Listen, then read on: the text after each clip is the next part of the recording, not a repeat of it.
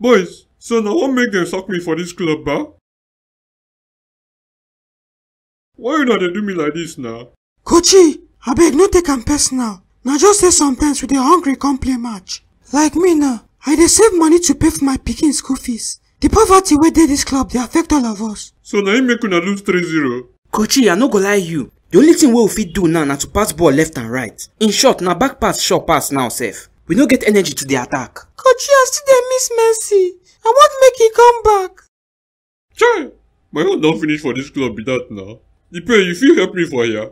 Coachy, that toilet why I still dey wash dey affect me. I don't even know why I come this club safe. So now today wait for my sack letter now. Me, I for like me back and sack myself. This contract wey I go sign no favor me at all. Okay now, no problem.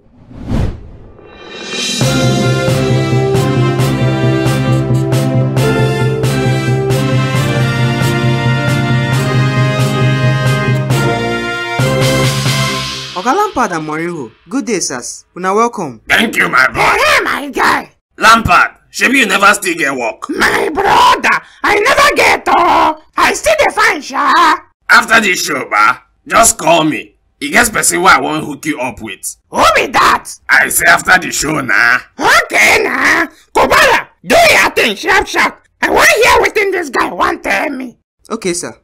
Oga Lampard, for the Champions League games wey dem play the other day, something happened for that PSG Man City match. Wait first. Hope say no be that free kick matter wey Messi go lie down for ground. Na him sir. Abeg carry your question comot for here Joe. Messi no be human being. Na human being sir. But na the first time wey him dey do that kind thing. E no mean. Which one be no mean? Na only Messi dey field.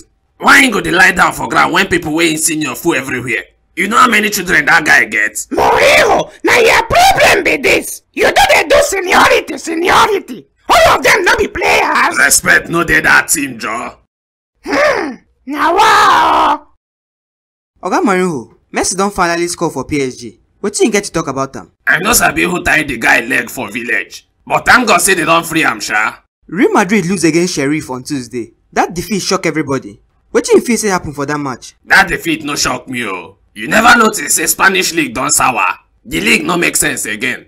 Sometimes when I dey watch am ba, my eye go just dey pain me. E go be like say make I start dey cry. But he never still explain the reason why a whole 13 times European champions go lose to a bunch of law enforcement officers for Santiago Bernabeu. Those guys not even be legit footballers. Na him I dey talk na. The Spanish league wey we been sabi that time, no be wetin remain again. You know see say no be only Madrid lose game. Barcelona nko? Chai! Na God go save them, sha. Oga Lampard, your former club Man City go waka go Anfield for their Premier League fixture on Sunday. As e be now, e no clear who strong pass for the two of them. Wetin dey predict for that match? Guardiola no go lose 2-0 against PSG for Champions League. Come still lose another big game for Premier League. I dey predict City straight win. You still be small boy na. Now why you dey talk like this? Which one come be small boy again? Mourinho, no vex me oh. No be me say make you dey talk nonsense na. Now this kind prediction cause make one of my guys throw away 1 million the other day. You say wetin City do Chelsea the other day? Liverpool na Chelsea.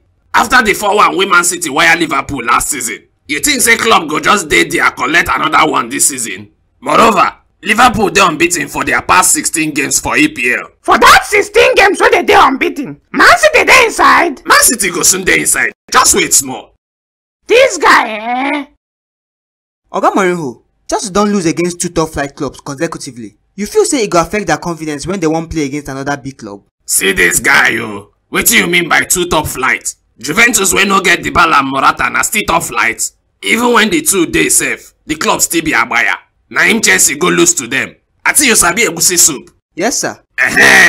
Na wetin Chelsea be now. If you cook egusi soup finish, the thing go dey shine and make sense. But e no go too tey. If you no take time, the thing go just spoil quick. For beginning of season, Chelsea just dey shine. Everybody think say dem be title contenders. But just dey watch wetin go happen for their next match against Southampton this Saturday. The soup don already start to dey spoil small. What of Man U game against Villarreal? No Ronaldo, no party. Na only I dey pity. The day wey Ororo go just go strike ba. Child! Na only God go save Man U. All the Man U fans go just crawl enter their hideout like cockroaches wey dey run for their life.